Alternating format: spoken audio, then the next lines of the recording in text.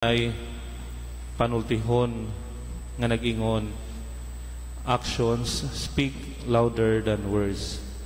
Og kini ato makita og ma-apply dinhi sa atong ebanghelyo nga danong karon. Tungod kay gisalikway man sa mga tawo si Jesus.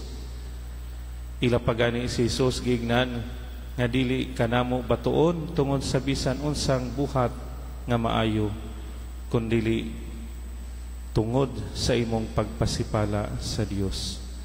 Pero unsay gitubag ni Jesus, tuuhi ninyo ang akong mga buhat bisag dili kamumutuo kanako. Sayot kita nga si Jesus nag-alagad alang sa atong kaluwasan. Siya nag-alagad tungod sa iyang pagtuman sa kabubuton samahan. Iyang gi-explain nga wala siya magbuhat tungod sa iyang kaugalingon, kundili tungod kini sa gipabuhat kaniya sa iyang amahan nga siya anak sa Dios ug sila wala mutuo. Pero unsay gihimo sa mga Pariseo, wala sila mutuo, ila hinuon gidudahan, giakusaran nga siya nagpasipala sa Dios. Unsay mensahe sa atong ebanghelyo karon? Una, ang atong pulong mahubad unta diya sa atong mga buhat.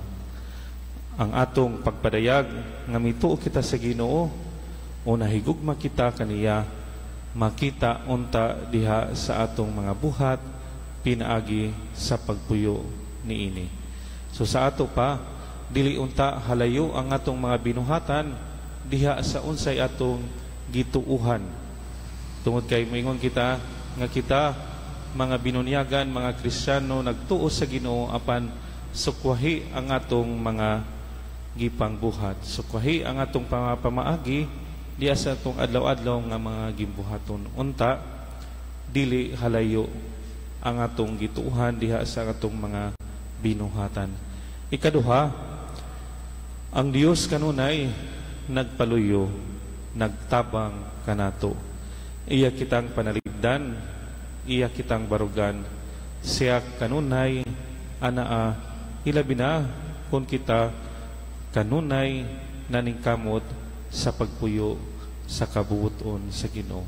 So sa ato pa dili ba sayang kung kita nagtuman sa mga kasuguan, nagpuyo sa angay nga atong pagapuy-an, tungod kay ang Dios anaa kanunay sa atong taliwala. Hilabi na mutabang kung kita naningkamot diha sa pagtuman sa iyang kabubuton. Ang panahon sa Kwaresma nagpahinumdum kanato sa iyang pagkamatinud-anon sa iyang saan. Nagbarog uban kanato og naghatag sa iyang kinabuhi alang kanato aron maluwas kita. Ang iyang kamatayon naghisgot og dakong bahin sa iyang gugma kanato. Wala na kinahanglan og mga prueba o daghang mga pulong aron lamang kita mutuo kaniya. Ang gibuhat ni Jesus nagsaysay lamang kung unsa kadako ang iyang gugma alang kanato. Amen. Magampo kita sa Dios Amahan nga